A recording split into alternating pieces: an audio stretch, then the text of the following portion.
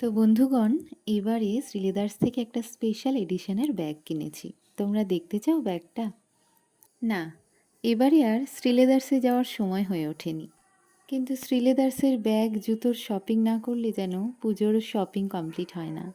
তো আমি ভাবলাম আমার 3 বছরের পুরনো একটা শ্রীলেদার্সের ব্যাগ ছিল, সেটাকে একটু রিনোভেট করা যাক। যেরকম ভাবা সেরকম কাজ। যেখানটা দেখো চেক্স পোর্শনটা আছে হোয়াইট কালারের, ওখানে আমি মেরুন কালার দিয়ে ঢেকে দিলাম অনেকটা, যাতে এটা মেরুন কালারের লেদারের মতো দেখতে লাগে। তো সেরকমই লাগছিল লুকটা। এরপরে যে ব্ল্যাক পোর্শনটা রয়েছে সামনের দিকে, সেখানে আমি ফ্রি হ্যান্ডে একটা আলপনা করব আর তোমাদের সাথে শেয়ার করব ফুল ভিডিওটা। তোমরা পুরো ভিডিওটা দেখতে থাকো আমি কিভাবে ব্যাগটাকে একটা নতুন রূপ দান করলাম। ব্যাগটা প্রথমে আমি কেচে নিয়েছিলাম, তাই উপর দিকটা একটু কুঁচকেই গিয়েছিল কাপড়টা। তো স্ট্রোকগুলো টানতেও আমার একটু অসুবিধা হচ্ছিল। তবুও যতটা নিখুঁতভাবে কাজটা করা যায় আমি করার চেষ্টা করেছি। আর একদম বেশি সময় নিইনি, যা মাথায় এসেছে একদম ফ্রি হ্যান্ডে ড্র করেছি। প্রথমে একটা ময়ূরের রূপ কল্পনা করে নিয়েছি এবং সেটা আগে এঁকে নিচ্ছি। আমি পুরো কাজটা ফ্লেশ টিন্ট কালারে করে নিচ্ছি আগে, মানে চন্দন কালার যেটা, ওটা দিয়ে আগে করে নিচ্ছি।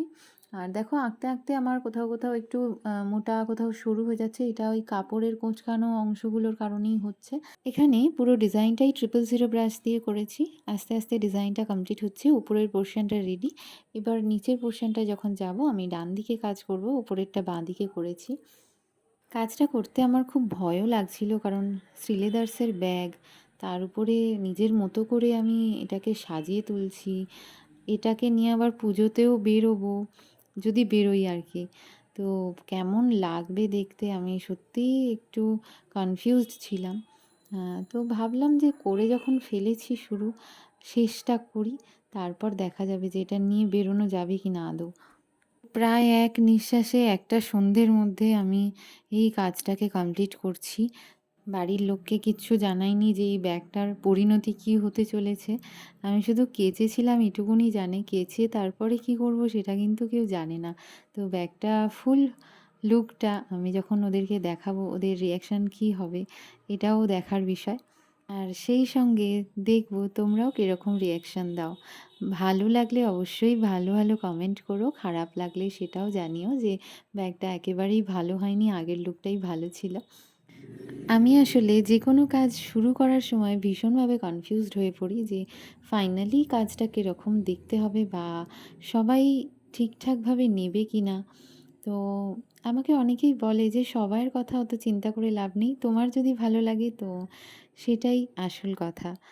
তো আমি এটা ভেবেই কাজটা শুরু করেছিলাম যে হ্যাঁ, মানে জিনিসটা তো আমি ব্যবহার করব, ভালো লাগলে আমারই ভালো লাগবে, আবার খারাপ লাগলে আমারই খারাপ লাগবে, অন্যদের নয়। আমাদের সকলের জীবনেই এরকম কিছু সময় আসে যে আমরা আমাদের পছন্দ অপছন্দগুলো অন্যের উপর নির্ভর করে করে থাকি। মানে কেউ ভালো বলল মানে সেটা ভালো, আর কেউ খারাপ বলল মানে সেটা খারাপ। আমরা সেই জিনিসটা হয়তো ব্যবহারই করলাম না। তো আমার মনে হয় এটা করা ঠিক নয়। আমরা অনেকেই এটা করে ফেলি, কিন্তু নিজের জীবন তো, নিজের ভালো লাগার উপরেই বেশি গুরুত্ব দেওয়া উচিত। আর দেখো গল্প করতে করতে পুরো ব্যাগটা কমপ্লিট হয়ে গেল। আমি সাইডের দুটো পোর্শনে দুটো ঝুমকা এঁকে দিয়েছি। আর এই হচ্ছে এর ফাইনাল লুক। তো ব্যাগটা যদি আমি এইভাবে ক্যারি করি কেমন লাগবে আমায়, অবশ্যই কমেন্ট সেকশনে জানিও। পুজো সবার ভালো কাটুক। Thank you.